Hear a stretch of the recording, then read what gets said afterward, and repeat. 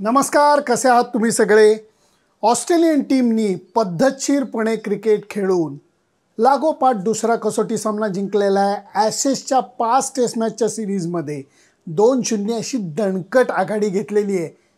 परत एकदा इंग्लंडनी बऱ्याच चुका केल्या, त्यामुळे ऑस्ट्रेलियन संघाला मोठी संधी मिळाली या सामन्यामध्ये वर्चस्व गाजवायची. पहिल्या इनिंगमध्ये इंग्लंडच्या बॅट्समननी शॉर्ट बॉलला केलेले आततायी फटके मारण्याचे प्रकार हे त्यांच्या अंगलटी आलेले आहेत. बॅट्सबॉल म्हणजे आक्रमक क्रिकेट खेळणं मान्य आहे मला. टुचू खेळत न बसणं, आक्रमक फटके मारणं मान्य आहे मला. परंतु सगळेजणांनी एकच शॉट मारताना विकेट गमावणं हे मला अजिबात मान्य नाही. कारण पहिल्या इनिंगमध्ये ऑस्ट्रेलियन संघानं जो स्कोर उभारला ते एक महत्त्वाचा पॉईंट मला मांडायचाच आहे की 4ही इनिंगमध्ये ऑस्ट्रेलियन बॅट्समननी आपली कामगिरी चोखपणे पार पाडलेली आहे. आणि ह्याचाच उलटे जर का बघायला गेलं तर इंग्लंडच्या बॅट्समननी ती पाडलेली नाही आहे. बॉलिंगमध्येही खूप उणिवा दिसत आहेत, कारण ऑस्ट्रेलियन संघाच्या बॅट्समनना रोखण्याचं काम हे इंग्लिश बॉलर्सना करता आलेलं नाही आहे. त्यांचा जो हुकमाचा एक्का आहे जेम्स अँडरसन, त्याला या वेळच्या त्या मानानं फलंदाजीला मदत करणाऱ्या विकेटवरती काहीच प्रभाव पाडता आलेला नाही आहे. त्यातनंही त्यांचा जो मेन लेग स्पिनर आहे जॅक लीच, तो दुखापतीनं जायबंदी झाला. मग त्यांनी मोईन अलीला घेतलं, तो दुखापतीनं जायबंदी झाला. त्यामुळे त्यांच्यासमोरच्या समस्या या खूप वाढलेल्या आहेत. एकच त्यांच्या पुढे पर्याय होता, ते म्हणजे पहिल्या इनिंगमध्ये दणकट आघाडी घ्यायचा. झालं एक्झॅक्टली उलटं, कारण चांगल्या पोझिशनमधनं इंग्लंडच्या बॅट्समननी हाराकिरी करून असे काही घाणेरडे फटके मारले आणि एक मजबूत आघाडी ही ऑस्ट्रेलियन संघाच्या हातात गेली. आणि तेव्हापासनं वर्चस्व जे होतं ते ऑस्ट्रेलियन संघाच्याकडेच होतं. चौथ्या इनिंगमध्ये सुद्धा गडबड झालीच होती. बेन स्टोक्सनी एक अफलातून इनिंग पेश केली, आक्रमक इनिंग पेश केली, 150 धावा केल्या, म्हणून 40च्या आसपासचाच विजय हा ऑस्ट्रेलियन संघाच्या हाती लागला. सगळ्यांना वाटलं होतं परत एकदा काहीतरी जादू घडेल, मिरॅकल घडेल. पण क्रिकेटमध्ये मिरॅकल ही सातत्याने घडत नसतात, हे आपण सगळ्यांनी लक्षात घेतलं पाहिजे. ज्यावेळेला WTC फायनल होती त्यावेळेला देखील शेवटच्या दिवशीचा खेळ चालू होताना मी हाच मुद्दा मांडला होता की सतत तुम्ही क्रिकेटमध्ये काही होऊ शकतं, मिरॅकल काही घडू शकतं, याच्यावरती अवलंबून राहणं चांगलं नसतं. त्याच्यापेक्षा चांगलं मजबूत क्रिकेट 5 दिवस खेळणं हाच कसोटी जिंकण्याचा राजमार्ग आहे जो ऑस्ट्रेलियाने पत्करलेला आहे. ह्या सामन्यामध्ये जसं बेन स्टोक्सची इनिंग लक्षात राहिली, पहिल्या इनिंगमधली स्टीव्ह स्मिथची इनिंगसुद्धा लक्षात राहिली. नेथन लायन सलग 100 कसोटी सामना खेळला, त्यालासुद्धा सलाम करायला पाहिजे. दुर्दैवाने त्याच्या पायाला दुखापत झाली आणि तो बॉलिंग करू शकला नाही. पण म्हणून ऑस्ट्रेलियन टीमचं काही अडलं का? अजिबात नाही, कारण त्यांनी अडचणीतनं मार्ग काढला. या सामन्यामध्ये काही गमतीदार घटनासुद्धा घडल्या, ज्याच्यावरनं स्पिरिट ऑफ क्रिकेट वगैरे या गोष्टी परत एकदा उचंबळून सगळ्यांच्या बाहेर आलेल्या आहे.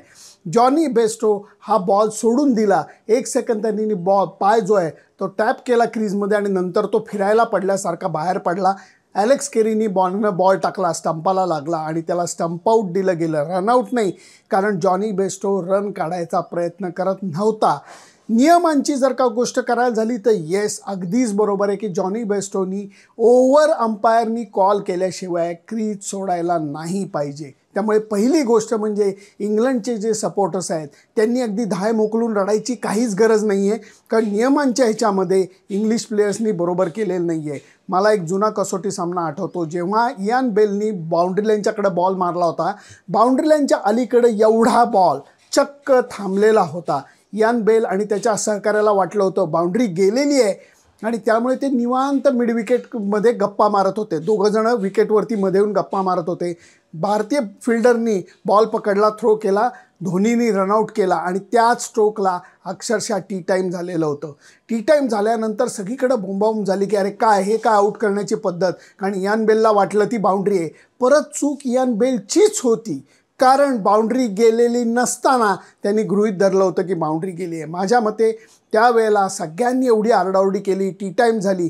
इंग्लिश पत्रकार सगळे प्रेक्षक जे होते ते धोनीच्या नावाने बू असा आवाज काढत होते आणि त्याच्यानंतर धोनी हसत बाहेर पडला आणि त्याला सगळ्यांना वाटलं याला काही लाज नाही. प्रत्यक्षात धोनीने अपील मागं घेतलं होतं आणि इयान बेल बॅटिंगला यायला दिसल्यानंतर ते बू करणाऱ्याच प्रेक्षकांनी अगदी खोटं स्टँडिंग ओवेशन दिलं. हा दुटप्पीपणा आहे.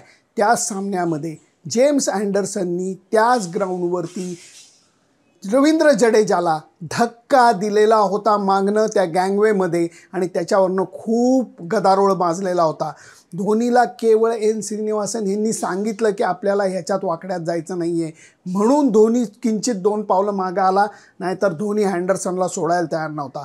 मला मुद्दा एवढाच मांडायचा आहे की दोन्ही संघाच्या खेळाडूंनी स्पिरिट ऑफ क्रिकेटवरती बोलताना 10 वेळा आरशात बघितलं पाहिजे.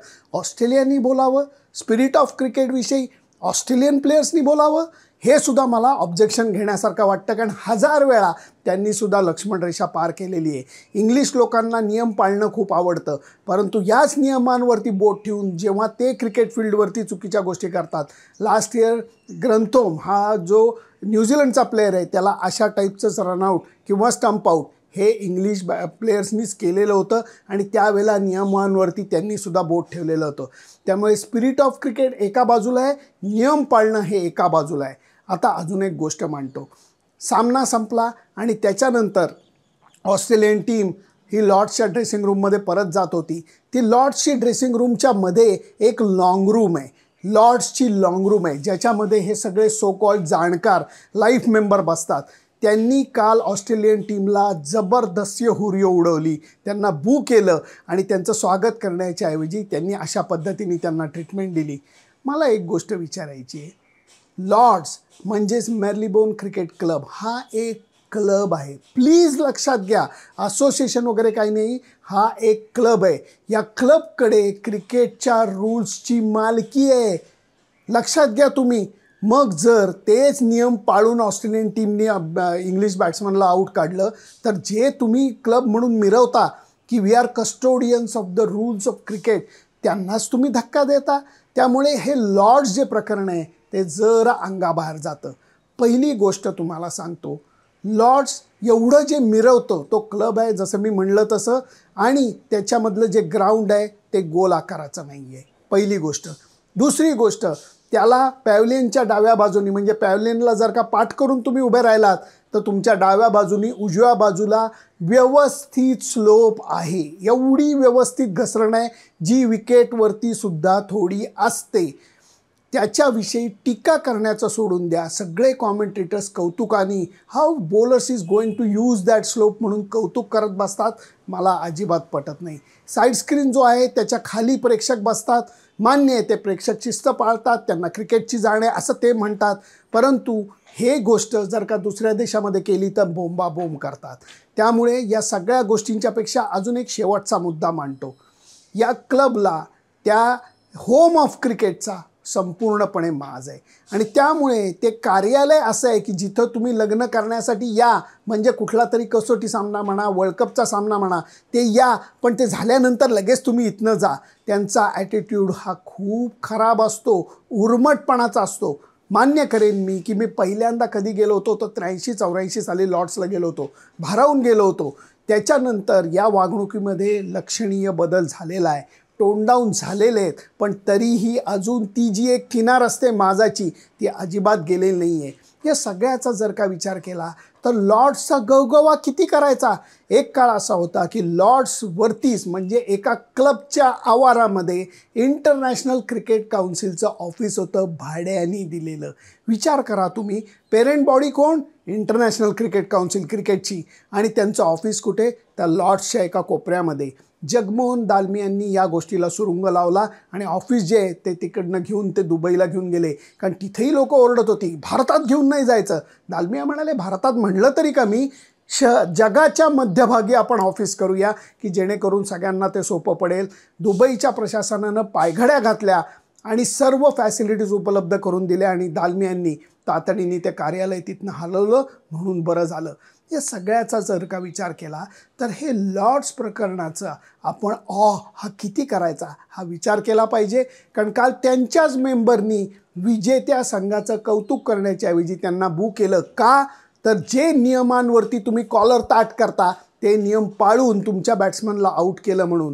त्यामुळे स्पिरिट ऑफ क्रिकेटविषयी इंग्लंड आणि ऑस्ट्रेलियानी बोलताना 10 वेळा विचार करून बोलावं, कारण स्वतः तुम्ही काचेच्या घरात राहताय ही गोष्ट विसरू नका. आणि त्याचबरोबर लॉर्ड्सचा आपण किती करायचा हा सुद्धा विचार केला पाहिजे. कारण जे ग्राउंड गोल नाही, ज्या ग्राउंडला स्लोप आहे, ज्या ग्राउंडवरचा ॲटिट्यूड खूप खराब आहे आणि साईड स्क्रीनसुद्धा खूप छोटा आहे, अशा ग्राउंडचं तुम्ही कौतुक करून करून करून किती करणार. या सगळ्या गोष्टी मला तुमच्यासमोर मांडायच्या होत्या. पहिल्यांदा परत एकदा तुम्हाला सांगतो, ही ऑस्ट्रेलियन टीम संपूर्णपणे दणकट नाही आहे. त्या मानाने इंग्लिश टीम चांगली आहे आणि तरीही ऑस्ट्रेलियन टीमनी 2-0 आघाडी मिळाली आहे. ही गोष्ट मानण्यासारखी आहे, कारण त्यांनी परिपूर्ण क्रिकेट 5 दिवस खेळून दाखवलं. त्याच्या उलट इंग्लिश टीमनी मात्र आक्रमक क्रिकेटच्या नावाखाली नादिष्टपणा केला, जो त्यांच्या अंगलटी आलेला आहे. त्यामुळे आता क्रिकेट जिंकलं वगैरे असे कितीही तोरे मिरवले इंग्लिश प्रेसनी, तरी गोष्ट ही पक्की आहे की ऑस्ट्रेलियन टीमनी पहिले 2 कसोटी सामने जिंकून मालिकेमध्ये 2-0 आघाडी घेतली आहे. माझी मतं मी तुमच्या पुढे मांडली. तुमची मतं काय आहेत मला जरूर कळवा. फक्त त्याच्याकरता माझं फेसबुक पेज, माझं यूट्यूब चॅनल सबस्क्राईब करायला विसरू नका. Bye bye.